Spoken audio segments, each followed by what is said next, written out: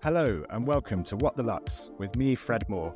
And me, Anand Sharma. Together we lead Matter of Form, a design consultancy specialising in brand, digital experience and content. And this is a podcast that calls time on tired ideas of luxury. Alongside industry luminaries and thought leaders, we explore what truly defines category-leading products and services.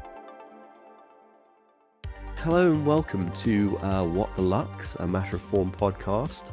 You're probably looking at me and seeing a little bit of a different face today. So I'm James, I'm the strategy director at Matter of Form. And today I have the fantastic Tobias Kormind in front of me to talk about his journey with 77 Diamonds.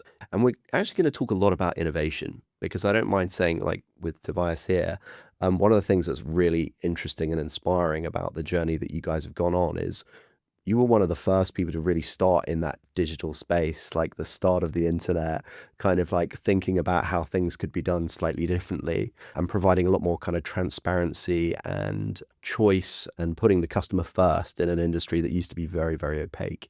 So I'm really interested and excited to kind of get into the chat today. So for those of you who don't know Tobias is the founder and CEO. Am I correct in saying this? Managing director, I think, is the more Anglo version of that. Of 77 Diamonds. Yep, A brand that's been around for, 20 years now? Something like that? absolutely. 2 decades. And I think what's really special about 77 Diamonds, and we're going to talk a little bit about this, but was kind of, I think you were ahead of the game on a lot of things, particularly when it came to transparency, perhaps how you were thinking about breaking down some of those traditions and an industry that's quite opaque, if I might use that word. And so I'd love to kind of today just dig into a little bit of that and hear a bit about the genesis really of 77 Diamonds and your background, Tobias, and where it all came from. Yeah, well, my background has very little. It has a lot and very little at the same time to do. I came into an industry that I really knew very little about. But the origins of 77 Diamonds was basically, I have a brother-in-law who's, was running his family diamond business. They had offices all around the world. And I spent a little bit of my vacations kind of, in his office. And he would chuck some diamonds at me and go and tell me what this is, tell me what that is. But it was more just a game, and it was fun, and it was just interesting. I've always been very interested in business since I was a kid. And so I loved going to, anybody who had a business to talk to them about what they do, how they do it, and so on. But it was really around the time when I studied law, I went into banking, and then I got really excited by technology and internet. And when the kind of internet boom, The baby internet, Yeah, so to speak, yeah. yeah, well, it's actually quite incredible. But when that was really emerging as a force, I decided that was so much more exciting than where I was, and that's where I wanted to be. And so I joined up with some partners, and through a circuitous route basically, and we set up an online marketing agency actually, where we worked for a range of luxury brands, and we were helping to bring them online basically. And I got really excited by that. And we wanted to do some proprietary businesses as well. And at that time, I had one of my close friends needed a diamond. He knew my connections to my brother-in-law, and he asked me to source a stone for him, which I did. And then I had to run down to Hatton Garden, had a ring made for him.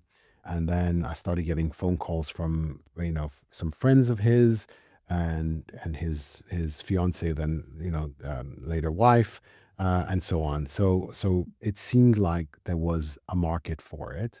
I wasn't looking for it. It just kind of happened that way. And then I turned around to my business partners at the time in the agency, and I said, let's use all the technology that we're building and the luxury marketing experience that we have.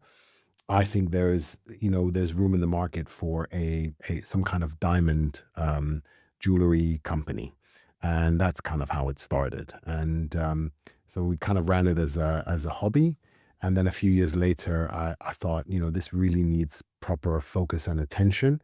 I brought in my now business partner, who is third generation diamonds, and spent his childhood Around in big stones. Antwerp, big and small. In South Africa, he went to buy diamonds with his father at digs, and then he himself like polished diamonds. So, somebody with real experience in the industry.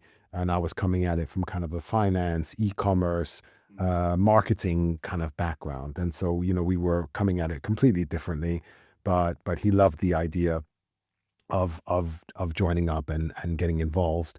And really then we took it out from the agency and we started to really push it basically. And I do look back at the periods of time, and we spent like the first year we were so excited, and we spent all this time like thinking about our education section, how it had to be market leading. You spend a lot of time on things that are not that important. I mean, it's not that it isn't important, but there were a lot of other things that were important. But we were lucky because we were attached to kind of a design agency, and they helped us with this. That was my first real experience of brand and luxury brand, and they work on some really interesting stuff, and they started drawing the graph and figures. So by the way, I don't think I've ever talked about this before in any of I'm like, this is reminding me of the origins though, but the way that they thought about from a design perspective, what the website should look like, and the journey of the user was just, I mean, it like opened up this whole universe that I didn't really realize. And they were talking about this kind of emotive feeling, subliminal experience that the customer would have, and the navigation and the clean lines. And that, I think that really set us off on a good trend to try and not just make something low cost, but actually make something that has appeal to people, that resonates with consumers. And then, that was the beginnings of really understanding that this business has to be built around consumers and their experience, and not really kind of what we think needs to be done. Because it's such a, or it has been traditionally, such a kind of closed black box industry, quite hard to understand. Particularly, there's lots of comments on kind of, scarcity driving price, and like not a lot of transparency around things.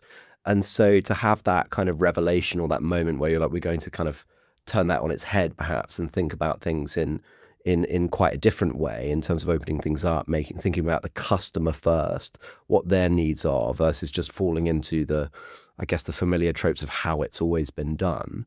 Were you aware of like how much you were kind of pushing against things when you started 77 Diamonds? Oh yeah, no, absolutely. Oh, you've touched on a lot of interesting things here.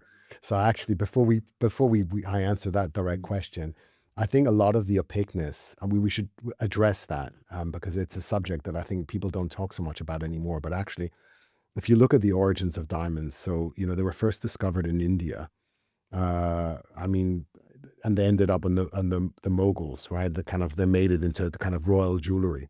And the Gioconda mines, where the Kohinoor comes from, I think the facts are something like less than 1 million carats were ever taken out of those mines, which may sound like a lot, but it's actually not very much. So there was true scarcity, because when people discovered diamonds and started cutting diamonds and they were distributed out, I mean, it was incredibly hard to get hold of diamonds. The quality was quite low of the ones that ended up in the kind of the West and with royals and so on. I mean, it was a mixed bag, but it was pretty rare to get good quality diamonds. Making its way to kind of everyday people was almost impossible, unaffordable, and there was just so few of them around. So there was true scarcity, which is, I think, part of where the myth about diamonds actually comes from, and because only the wealthiest of people could use them in their jewelry. And then actually what happened was in South Africa, in the Orange River, a kind of stone was discovered, and it makes sense that it ends up in the river, because all the kind of the rock around the diamond has to be rubbed away for it to be kind of to be revealed basically. And then that was the beginning of the boom of the diamonds, and the origins of De Beers, which at one point was literally just a monopoly in the whole diamond world. But then there was discovery, and they dug, and lots of diamonds were discovered, and then there was a diamond crash, price crash. Cecil Rhodes started consolidating, all the diamond mines, and realized that actually below the soft surface, if you dig through the harder surface, there's a lot more diamonds below. and they hadn't realized that, and he bought lots of diamonds out and then controlled the supply of diamonds into the industry. So the scarcity was in effect created. And it's true, there is a kind of form of scarcity, but if you compare it to less than 1 million that was ever taken out of the Gioconda mines, and then today where you have something like, So that myth kind of lives on perhaps a little bit, or like that kind of sense of scarcity has been built from so many years ago. when there was true scarcity. And look, when you go up in quality of diamonds and you start, you're talking about larger diamonds, although technology now allows you to dig out larger diamonds more consistently than before. But larger diamonds are very rare, and especially the high quality ones. So the more, the larger the size, the higher the quality, the more scarce it is. And that is true. And then you've got this amazing pocket of diamonds, which is the true rare, like pinks and blues and oranges and reds. I mean, something like just over 100 red diamonds have ever been certified by the GIA. Gives you a sense of how rare those actually are. And pink diamonds, this, the Argyle mine is in Australia is very famous. That's where the highest quality pink diamonds come from. But you get pink diamonds occasionally from some of the other mines as well. But so those are true rare, extraordinary colors when they're in their kind of pure form. And they are the peak of the diamond market basically. And I think they really set the precedent for the desirability of diamonds. And then I look at the kind of the colorless white diamonds as more accessible part of the industry, because there's very few of us that can own the Mona Lisas of this world, and pink, blue diamonds, they're kind of in the same kind of caliber class. Makes sense. And just kind of returning to perhaps the formation of 77 Diamonds and some of those category conventions that you were pushing against, or perhaps different, deciding to do the business in a fundamentally kind of quite different way to what would be the majority of jewelers back then. What were the things that you came up against, and was there like a underlying philosophy on how you wanted to run this business that did put you kind of head to head with things, but you knew that was the right kind of way to go? So look, the challenge was we saw that this was a huge market. So it's not like ordinary luxury. There is a sentiment in society today, which we've seen grow, where it's almost a needs business. So the engagement ring process has so much emotion around it, and there's an expectation today about when you get engaged that you'll be given an engagement ring. And I come from Scandinavia, and traditionally there was no such thing really as a diamond engagement ring. That was an American concept. And actually what's happened is that the internet has kind of, dominates, and social media spread everywhere. What's happened is countries like China, that also didn't have a tradition of it, now is the second largest consumer of diamonds in the world. And so it's not just America anymore. It's Scandinavia, which is, quite a socialist, kind of, people sometimes don't even get married.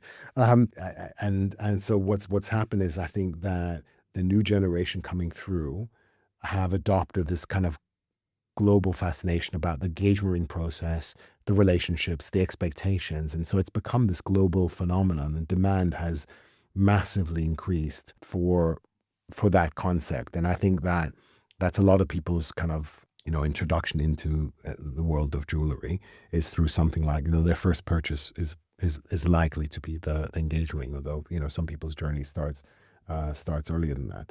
But what fascinated me about the kind of origins and the concept was, here's a very old industry. It's very opaque and in need of modernization. And there's a lot of beautiful aspects to it. I mean, I've totally fallen in love with it. And it's wonderful that things are still kind of completely hand finished, handmade. And the craftsmanship on it is just incredible. But the experience for the consumer was very much like mass production. It used to be in the UK, it's overseas now. And you walk into a store and you get, so attention, you get a limited amount of choice, and that's it basically. That was kind of the purchase experience. and you've got technology, you've got, we've brought access to the global diamond market for the consumer, where they can shape and form their own purchase in a kind of bespoke way. So it's a made to order process, which completely turned on its head the traditional way that people were consuming and purchasing jewelry. So we saw that there was a massive opportunity to bring much better value to the consumers, to let them engage with the process and actually shape their own purchase.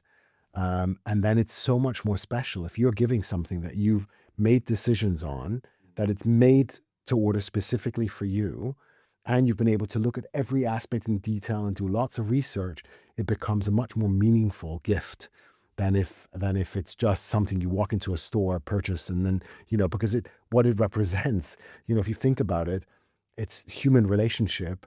What a lot of the jewelry represents is a connection between two people, Two where unique individuals. yeah, where you're expressing, it can be a thank you to a parent, it can be to a friend, it can be to a lover, but what you're doing is you're crystallizing the emotion that you have into some kind of purchase, and then it's something they're going to wear kind of forever as well. So I think it's an extraordinary part of the consumer cycle in a way.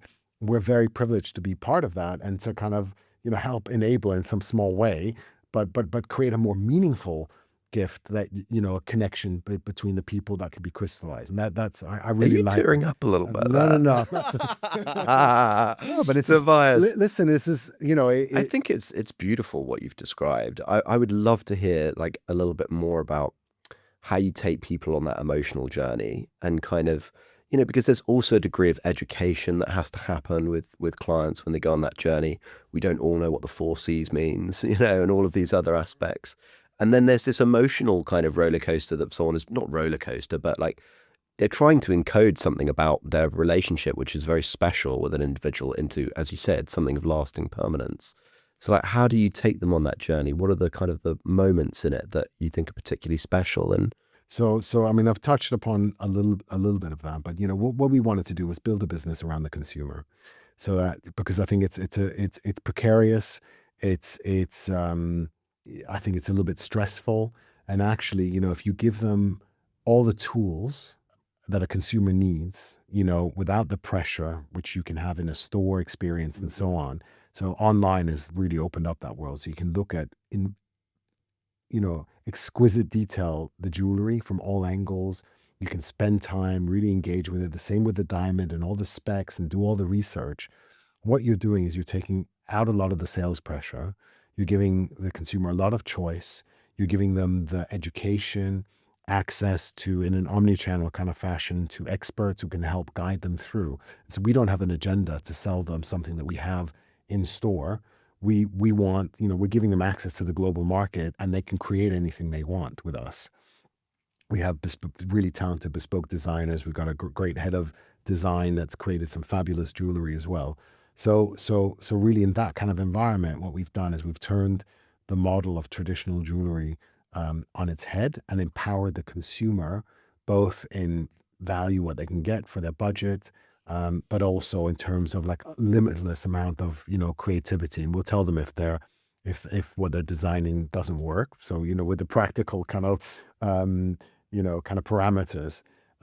But it was really amazing to go in and actually create something with that kind of concept in mind. And it's we've so that was the big idea, but then we've evolved it, and we've evolved it by listening to our staff, who are amazing and really passionate, and they feedback. There's a feedback loop all the time about what the experiences are, how we can improve things, and then we listen to the consumer, and the consumer tells us, if you listen properly, you can really pick up and help reshape the business. And I think we're in this, I don't like to be boxed in or get stuck in the ways that we do things. I'm almost allergic to it. And everyone knows in the business that if I ask somebody, why are we doing it like this? And they say to me, because that's how we always do it.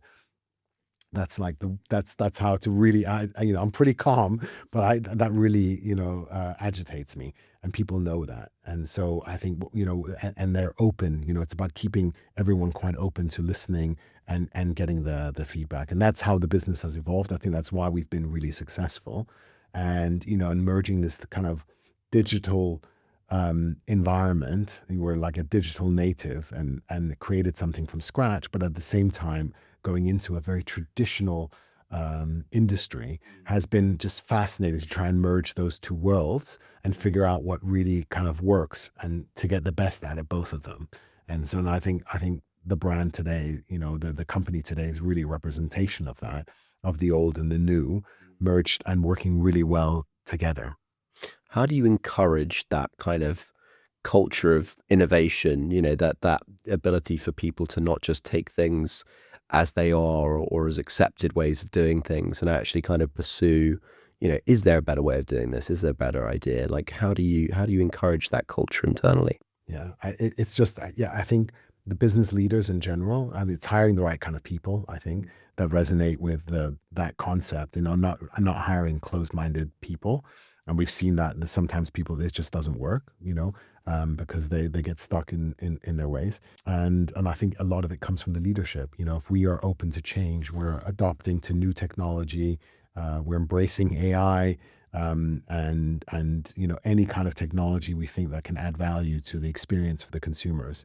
And so we've been experimenting with a whole bunch of different things as we've been going along. Some of it works, some of it doesn't. And as long as you're willing to kind of take a little bit of a chance and experiment in a controlled fashion, and then, keep doing that. And, in the end, there is no big revelation. Usually it's incremental benefits that you find by continuing to innovate, basically. Do you have like an R&D budget or anything like that? Like, do you proportion stuff to? Yeah, no, we do. Really? Do. We allocate. I mean, so what we do is if we find stuff, we try and find the budget for it to see if we can experiment. And so we've tried like a range of stuff, but we're not a science company, a biotech company that has like, where 80% of like, gets poured back into R&D. It's not quite like that. But, we spend quite a bit of time and effort on new designs.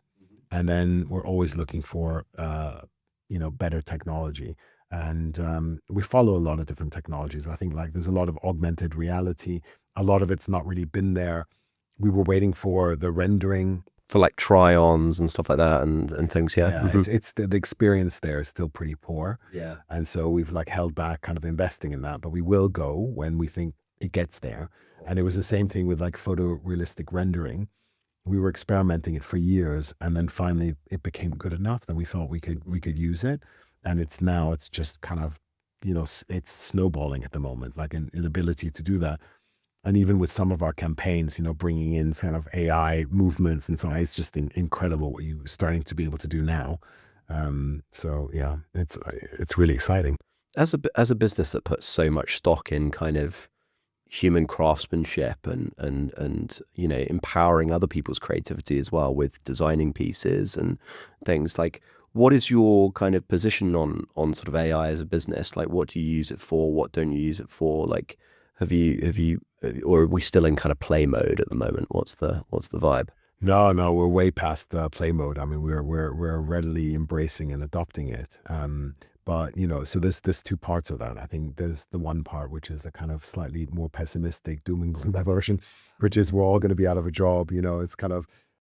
Keep listening. We're going to get to the positive bit in a minute. The bad bit first. But look, I think it does represent like a threat to humanity. And if you listen to some of the kind of doom mongers, most jobs, are going to kind of be replaced and so on. So I think definitely it's one of the industries where, like, if you look at the craftsman, I think it's going to be extremely hard for AI to kind of replace that anytime soon. But I can see we're using AI, but the way I see it is that AI will empower people to do more things. To do things better, to be more responsive, to not miss stuff, to be able to respond, to more customers and so on. So it's empowering like our customer service team and our sales team. So I think there's a lot of positives to be gained there. There's a lot of admin things that we're using it for, to process invoices and to match things up, much quicker than a human can do. to make sure that we've, ticked all the boxes and so on. So those kind of things are really interesting. And I think even on the design front, I think we'll be able to get more creative quicker. And again, I don't see it as replacing people. I think it's about letting people be able to deal with more things and become more efficient. So I think there's a lot, like I said, admin savings that we can peel out. But I think it'll be a very sad day when you start really replacing people with AI. But there's lots of industries where the value add, the creativity levels are lower, where it's much easier to let AI, do those kind of things. And my worry is like, how far is the creep? How far will it go? And are we talking about a completely different life experience in 10 years time, where AI is moved way past savant level to super savant level, and where so, and I'm always also worried about lots of nefarious actors being able to command that kind of power and technology for not the betterment of humanity. One thing that is sort of interesting to me, and I guess it's because of the origins of the business as being, a little bit different in terms of having that digital first customer centricity. But it's like the business's kind of adaptability. You've got lab grown diamonds, that are available and that you're using and kind of having. So that's like a big shift in terms of things. And I think one of the other things, the other shifts that's really interesting that I'd love to get your take on and understand how you've kind of facilitated this is that, as kind of not gender roles have changed, but like there's been perhaps an easing of tradition around certain things. And, now people going perhaps more on a co-creation journey together for that engagement ring. It's not just a kind of a blind surprise. For some it is, and for many it is, but there's also this perhaps desire where, it's something special, you want to do it together. How have you guys kind of adapted to those sort of perhaps more societal kind of cultural changes? Yeah, so I mean, look, lab grown is definitely like an adaptation in a sense. So we ummed and ahed about whether we should create a separate brand. Is it going to dilute the existing brand? But in the end, it's really about giving choice to the consumer. And what's fascinating about lab grown is that actually for for many young couples, lab grown represents an ability to get something which is a bit more substantial in size, with a more limited budget. What I think is great about it is they don't walk away feeling like inadequate in some way, shape, or form. That they've only been able to buy this little tiny natural diamond, but actually they can get something of substance that they feel good wearing. And to be honest with you, they can upgrade. If their fortunes change in their future, they don't have to, but I mean they could, and we have people coming back and upgrading. Oh, really? Yeah. That's interesting, isn't it? Because you'd think it was aligned to a kind of a moment in time or a. Yeah, no, but it's some people, it depends like what's important for people. I mean, some people come in and have replicas of their natural diamond made in lab grown, and that's their travel, jewelry, basically. So, but in the beginning we hesitated, and then we decided, what, if it's considered precious, we can put it inside, beautiful crafted jewelry, and why not? So I think we're quite open to kind of what we put in our jewelry in a sense. No, we wouldn't put everything. It has to be kind of some aspirational type gemstone or whatever. But like we don't offer all the different types of gemstones. But if a customer came in and wanted some semi-precious stones put in, and we do that kind of on a regular basis, we're more than happy to do it. And what they'll get is a great made piece that will last. So I think we're a bit open. Again, it's a little bit about the accessibility of fine jewelry. Why we're happy to open that up to a larger pool, and I think that's what lab grown does as well. So in a way, it kind of brings people earlier on their journey and association with fine jewelry and diamonds, and opens it up to to pieces like that, and then they can go along the journey. And some will never go back and buy another piece, that'll be it. And some will make it a regular purchase, basically. And it just completely depends on the type of people and how big a collection of jewelry they want to have, and so on. And we have got great customers that come back on a really regular basis. A lot of them, will make just complete bespoke pieces, something unique, and so on. So I think it's, lots of different customers, lots of different types of things that you can make with your jewelry. I love the heirloom stuff, but you come in with your grandma's brooch. We take some stones out and recreate, a modern piece of jewelry instead of that sitting in some box somewhere. You're wearing something that someone you were connected to, loved, and it becomes your everyday, which is, I think, really wonderful. One thing we've touched on in several ways, but I would love to kind of get your opinion on it, is that when you come up with sort of a new way of doing things, we talked about earlier, you hate that expression, like we do it this way because we've always done it that way. When there's like new solutions proposed, what's your kind of process for figuring out whether that's the right way to do things, or like testing that idea or implementing it? Do you have like a philosophy for how that sort of stuff is done at 77 Diamonds? It's not very scientific, but it's like 80-20 rule. Like we try and get concepts up and running really quickly, and then we see if it's got legs. And if it does, then we'll do some iterations of it to make it better. That's our philosophy. We've done that with just so many different things. And then every once in a while, you got to hold your breath and you do something new, and you're not sure if it's going to work. So, I think lab growns was definitely one of those. We were like, I hope this is going to work and it's not going to have an impact and so on. But no, it was like from the get go, it was positive, and people, took to it really well. So yeah, I'll give you an example of something that didn't work. That would be really exciting. Yeah. Like, sure, here's the good stuff. Exciting, but we were probably like 10 years too early on the video side of things. So okay, so online video, like slow loads. Yeah, okay. So it was basically, so we bought some quite expensive kit and we launched it, and it was just like customers didn't want to be on camera. They were like, no, I don't want to, they were like, and they'd switch their camera off. I think it's pretty different today. And now we obviously have it all the time, but and the quality wasn't great. It was it was just lagging a bit and so on. And the camera quality of what we were using was just not good enough and so on. So, and it was quite an expensive software package that we were using, and we gave it like some period of time, and then we just canned it basically. We're like, okay, this concept is dead. Until years later, customers, it became a bit more, and people were more comfortable kind of being on a shared video call and so on. I think that's one of the reasons where we've seen some of our competitors fail and then fall away, and disappeared over a period of time. Like I remember our fiercest competitor was called Cool Diamonds. They're not around anymore. It's like, way not back so when we cool started. Now. No, you shouldn't laugh.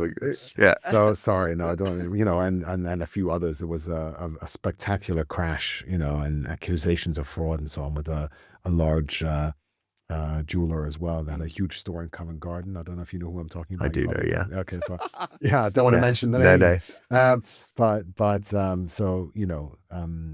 And I think if you believe in what you're doing, you do things right, you listen to the customer, and you kind of persevere, you build a good business with a really fundamental good core that can withstand, kind of the odd cataclysmic event. As a leader, how do you, acknowledge when something hasn't gone right, and kind of pull the plug? Like how do you kind of, yeah. So that's a little bit hard. It depends how vested you are in it. I bet if it was your baby, it's like, yeah. Yeah. So, we've experimented. Like in the beginning of the business, we thought we could sell on like eBay, and which was obviously like, a counter to luxury and so on. And we were like, no, feels just wrong on so many levels. And so we pulled the plug on it. We spent like a couple of months developing some stuff, and then we're like, we got in some it was like the fusion line, like Armani Exchange, but not. Yeah 7 diamonds. Exactly. Diamonds-ish. but we realized that for many reasons that was kind of a mistake. But it's you gotta try different things, and sometimes you try some technology, sometimes you try some.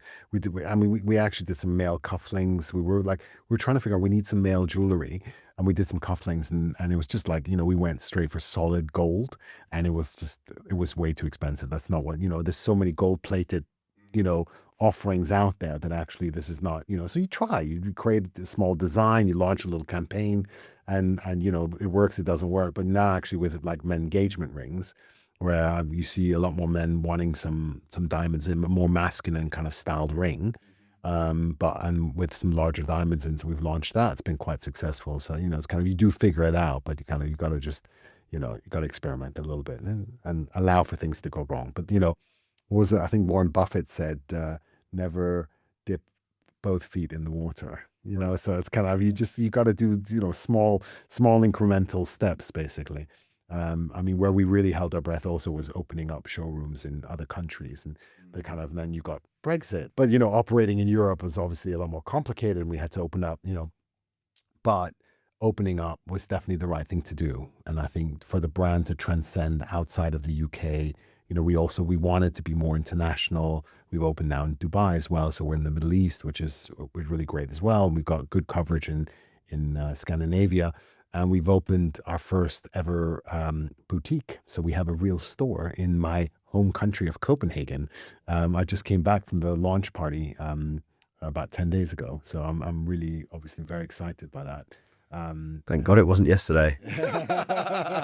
Yeah, I'd be a little bit worse. When it was great, but it's just amazing to have people, with the footfall, with something we hadn't experienced. Like, we still get people coming to our showrooms thinking it's a store, and then they end up coming up to the showroom basically and go, I didn't realize I needed to book an appointment and so on. But it's the kind of, which is nice, and it means that the brand is, has got momentum. But it's really cool with the store and kind of people. We're still not letting people. There's like a lot of security, so if you're like knocking on because the buzzer hasn't even been built yet, basically. But yeah, but it's great, and I think I'm proud that the brand has been able to expand in that kind of way as well, because we were traditionally very anti-retail in a way. The concept was anti-retail, and the reason for that, actually, there's real financial and economic reasons for that as well, is because once you have a store, you need to fill the store with lots of items. And then if, we like to be, almost like a live data exchange in terms of pricing, more flexible and light with, kind of. So if you're stuck with lots of stock, diamond prices go down 10, 15, 20%, you're, either having to take a huge hit or charging your customers too much. And actually, so we're very much live prices with our offering, and kind of inventory light, and it has some handicaps in terms of speed and turnaround time and so on. But we've taken some steps to kind of compensate for that. But you believe that's in the best interest of the customer, that kind of approach? As well. Absolutely. Absolutely. Sometimes it goes against the customer, but being stuck with inventory is bad for any kind of retail business. And so, being able to be flexible on that level, I think, has really allowed us to fight through a whole bunch of different periods like COVID and so on as well. And it allows us to roll out concepts quicker as well. But, you don't get the convenience of what you get in a traditional store, but that's not what we're about. We're not about the traditional model. I think we've come up with something which is much more flexible and dynamic, and allows the consumer to really partake in the process as well. But it doesn't suit everybody. And I think, again, if you try to service everybody, you end up failing. You got to know who you are, and you got to know your customer, and the people that you're trying to serve, basically. So, and I think that's definitely a principle that we live by. How do you build in feedback and learning from customers, and kind of, is that something that you do as a business, and what kind of format and shape does that look like? Yes, feedback from customers is we do like a bit of customer survey, which is good. Reviews are incredibly important. Sometimes negative reviews really help shape and form how we move going forward. And I think we've had periods of time where the feedback from customers through things like reviews were not very good. And we were like, okay, is there an issue with, our communication? It's allowed us to address lots of things. And that's, I think in the modern age of e-commerce, the power has shifted to the consumer.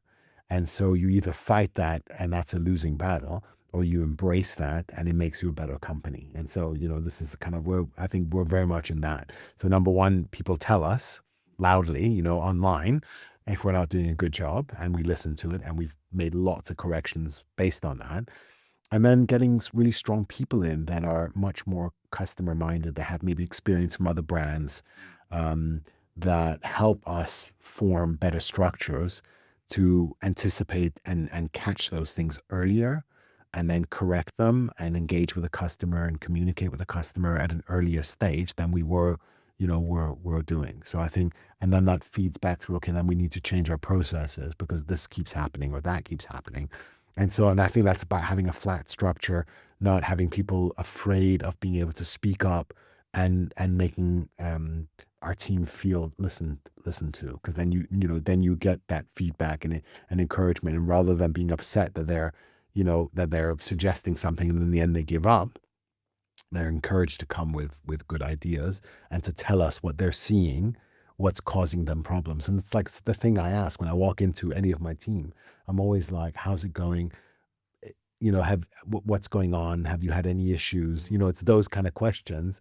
And then they open up, and they, if they trust you and they don't think it's going to be used against them, they need to feel that it's their business, that they have a chance to shape the business. And then you create an environment where people are encouraged to kind of speak up and make things better, basically. So, but it's not so easy, because at times we're moving fast, and we don't always have time. You need to kind of pause and consolidate sometimes as well. In phases, you sprint and then you consolidate, and so on. And those are very important moments where you need to listen to what's going on as you're trying to make sure that your structures are solid. Yeah, makes sense. If you could change one thing about your industry, and perhaps it's something that you've been leading on already, but what would you change about the industry that you're in? Blimey, what would I change about the industry? No, I think it's a fabulous industry. I think that it's really tough for young emerging designers to kind of get traction, because it's dominated by some larger players. But having said that, it's not nearly dominated by larger players as many other industries, because it is an incredibly fragmented industry. Kind of that's the kind of question, like, what I'm really stuck, because I'm trying to think about, is that, what is it I don't like about the industry? I mean, which I think, it used to be a very closed industry. It's a bit more transparent and open. I think that, I mean, we've been part of this intermediating a lot of people in the industry, so there's more transparency that's come through. I don't know. I think there's probably a lot of hidden talent. I mean, I wish that there was a lot more of the younger generation coming through into the industry. I think it's, the craftsmanship shifted overseas, and the majority of jewelry is made overseas. And I think that is just tragedy. That's probably one of the things that is a real shame, that the knowledge and the skill has been lost. And there's very few craftsmen left in the UK. And actually, I would wish that there was better promotion and education and salaries and so on for, more people coming into the industry with the kind of craft and skill. So it's hard to recruit people, and we have to train people up from scratch to some extent. So I think it's a real shame that the manufacturing is gone to a greater extent. I mean, that's what Hatton Garden was built up. It wasn't originally a retail; it was manufacturing. That was all around that area, and that's gone, to the Far East. And it's gone to India, and it's been lost. And so I hope that the government's done, not this government, but government in general, with the apprenticeships schemes, have encouraged more people to come kind of into industry. but it's not enough. There needs to be kind of more support, more focus on the training. And I love kind of the philosophy in Germany where there's great training and seen as a really credible alternative to university. I think a lot of people go to university and waste their time. And actually, in Germany, you've got a lot of people that go into these like training apprenticeships. It's really encouraged in industry. And as a result, Germany's still kind of leading manufacturing in a lot of areas that has otherwise, shifted to lower cost territories. So, and I wish there was a bit more of that here in the UK. Encouragement, for industry to train and to generate people with, really highly skilled people in craftsmanship and industry. So I think that's one of the very sad aspects of it. Besides that, I think the industry is fabulous. It's fabulous.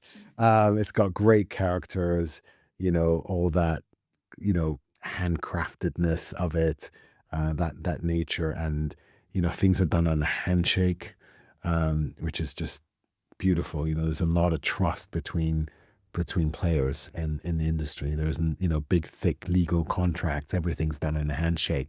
It still is. So those are the really beautiful aspects of the tradition of the industry. Look, the mining has cleaned itself up to a greater extent as well, obviously. I mean, the industry has a bit of a dirty reputation if you talk about blood diamonds and so on. But, it's funny that kind of diamonds was hung out to dry.